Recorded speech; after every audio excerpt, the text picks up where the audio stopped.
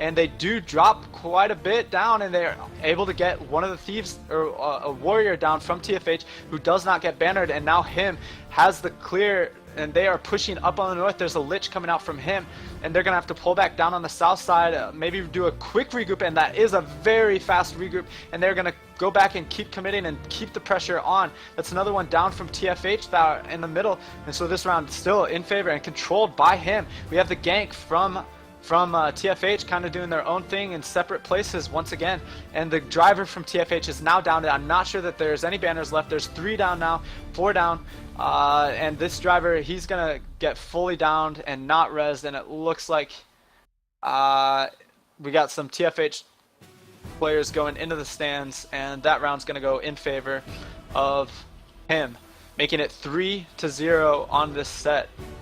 And just a quick plug, if you like what you see, we are doing this all week long and for the next, for the remainder of this Tier 2 Invitational Tournament. So if you like it, click follow, make sure you like us, like the videos. We posted them on YouTube, and make sure you tune in every night, as there should be GvGs and the schedule posted online. So, panel, going off of that, it doesn't look like TFH is really making too much of an adjustment. Have any of you guys noticed anything different? Have any of you noticed anything different on the TFH side? Comp-wise, not seeing really too much of an adjustment so far. Yeah, TFH loses in almost, I mean, there's been 3 rounds now, and definitely in 2 of the rounds. I didn't see in the second round, but it's very possible. They lost someone from gank early, and when you lose someone from gank early, then your gank is just, you know, it's basically just put in a disadvantage the entire rest of the fight.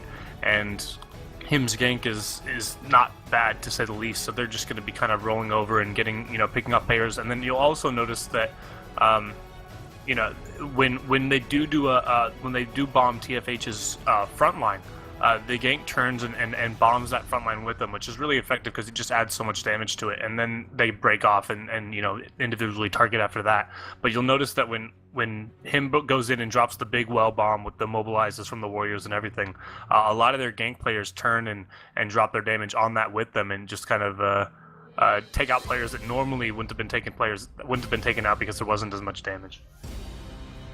Yeah, and actually I did just hear this 4th round is going to go in 2 minutes at 2:00 on the tick timer. So if you're tuning in, you do have time. Go grab some water if you need to, but make sure you're back here just in time for the start, and you have about 120 seconds. That's 2 minutes before the 4th round between him and TFH is underway. Right now the score 3-0 in favor of him. Also, just a quick note, if you've missed out on any of the GvGs so far because you weren't able to catch them being streamed, we have a VOD section up on the spreadsheet. I'll see if I can link that in chat in just a second here. But if you go to there, there's a VOD section that's spoiler-free. You can check out all the matches that have happened throughout each day.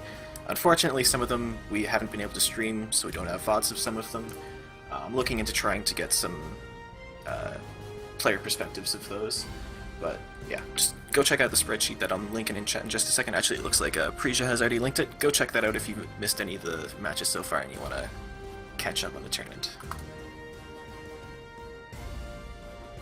And we do still have another 60 seconds before this round starts between TFH and him. Probably not going to see any changes right now on the him side of things, as they have this pretty much underway and can dictate where and how the fights are going to be going. Maybe we'll see a little bit more changes here, as the driver, King Gorilla from TFH, did tell me if the rounds aren't going his way, they're planning on changing a comp about halfway through the rounds, halfway through the fight, which this round would be the apex of this fight right here, with 3 down and following this 3 more to go. And we have 20 seconds now, still some pre-buffing going on, as the melee train from him is kind of looks like they're doing some drills, and we got one slow poke down there on the him side of things. TFH kind of just being static right there, no pre-buffing from their elementalist, it looks like. Now we get a couple of symbols of swiftness over there on the TFH side, and this round is starting in 5 seconds. And now we do have some empowers going off, some blasting might and some smoke from TFH, and there's going to be an early leap, aggressive leap from TFH, as TFH is going to dictate where that clinch is going to start, and they're going to put a lot of damage down, and him is reeling. That was a great push by TFH, and they're going to pull out for a regroup. If they can get a quick one off and then maybe capitalize on some of the pressure, their positioning is good. They are in a position where they can punish the casters from him, and they do get one down. So this round in favor of TFH right now, 14 versus 15, and there is one down from TFH now, and it looks like they were able to capitalize on a fantastic engage. But now him counter push, they're gonna push up to the north, lots of damage going down. TFH rolling out, trying to get a regroup. There is one down. Good counter bomb. That's a Mesmer that's very aggressive, and he does get bannered, but there's one down. Two down now from him, as there's one Necro down from DUI. The two down from him, they rally off of the TFH. Right now. And they're up on the north side. Serene gets goes for a stomp. Serene up on the north. There's still three down now from him. Down on the south side, 3, 4, 5 full dead from him, and a 6-1 is down right now. So this round in favor of TFH, and TFH in control of this match, and they might be calling it pretty soon, as TFH is going to be going in for another clash. There's still one down. TFH capitalizing on a Necromancer who's down in the back, and they do get him full down. So this round is about maybe a 13 or 14 versus 8 or so, maybe 7 or less, and Valve is down the driver from him, and that round's going to go in favor of TFH, pulling out a big adjustment. I saw some big bombs going out from TFH. That round is going to go in favor of them, making it 3-1 on the set and still manageable for the victory. Holy shit, man, that engage. I'm so hard right now. Whoa. Whoa. Dude, that was pretty nuts though. Bro, Gnarly. you got the TMI A wild right ball there. in there. You haven't said anything all night, and you come out with the most TMI thing. Wow. Jeez. Bro, you guys would be lying if you weren't saying that. I was pretty ecstatic right there. They did pretty aggressive, like we were asking DUI to do the last few rounds, which is interesting. And I guess if they made a little comp change, it might have helped there. Now we're going to see if him's going to adjust and take out players, put new players in, and see if they come out with a different comp to counteract against TFH, which will be interesting. I was when TFS pushed in like that, I was kind of waiting for the him bomb to come, as I'm sure you guys were, and wait for that to kind of disperse. And it did come, but TFH pulled back pretty quickly. They had one Guardian. They got caught behind, and he was able to get away. He got put into the down state, but right on top of the rest of their melee stack after they had already kind of disengaged from the initial, in the initial clash.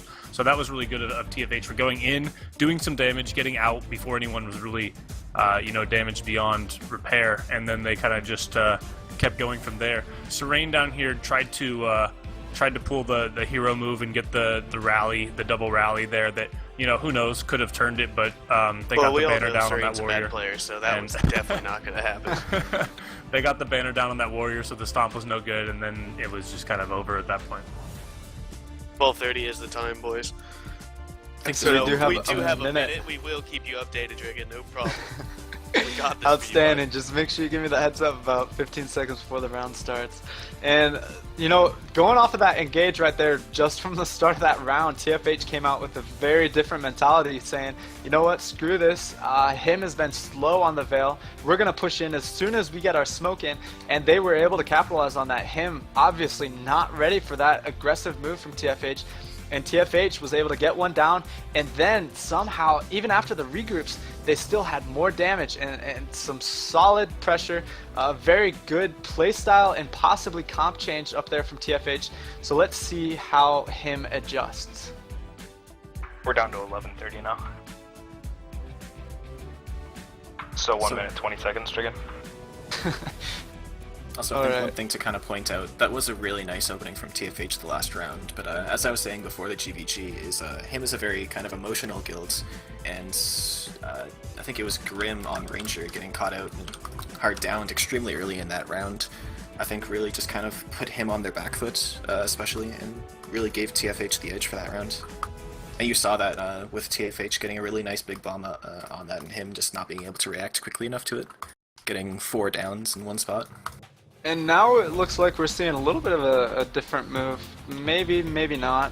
We still have 40 seconds before this round starts, as it's not going to get underway until 11:30 on the tick timer. Was that 3 stacks? 3 stacks from him that we're seeing, or? I don't know what's going on over here. We got a guy from GS that's sitting over here. They're probably gonna kill him. Yep, rip him.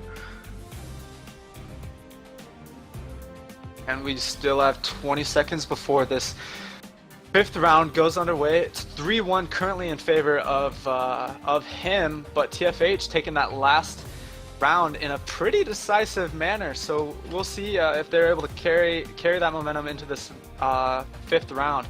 It's supposed to start here in 2 seconds, and there is the stealth going out from TFH, but TFH is not pushing, so it looks like it might have gotten pushed back a little bit more. And we're just getting word right now on 10:30, yeah, 45 seconds. 10:30, so we have, like he said, 45 seconds before this next round is underway. You need to catch a breather, get a water break in there, bud. Thanks, man. No problem. I'm here now for you right now. Interesting. Got a bunch of tags over here. You know, I always try to implement that a while back to have all the tags on everybody. We usually ran tagless, didn't care about putting it on the necros, but we had kept it on the gang to know where they were. But I've been seeing a lot of guilds recently use all the different color commander tags throughout the fights. Just gonna give Drigan a 10-second warning. Uh-oh. Alright, so we do have this 5th set starting here in about 5 seconds. So we have the early stealth coming out from TFH.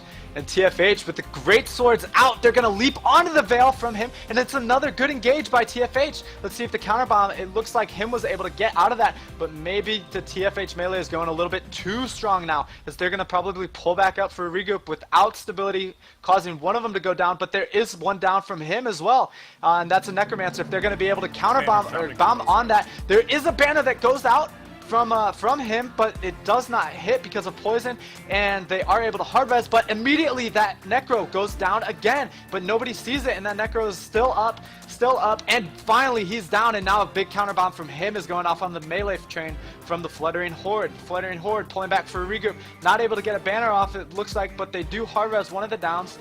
And they're going to be pushing back him on their heels into the pond, and they're pushing deep. TFH doing a good job, and they're pushing onto the casters, trying to get someone caught, but it looks like nothing's really happening, not able to really catch anyone off guard, as him on the opposite side doing the same thing as well. Looks like someone was down there from him, and a him banner did go off. We have 4 down from TFH right now, 1 down from him, so it's probably 1 down now from him up on the north side, right in the middle of the field. It's a Necromancer.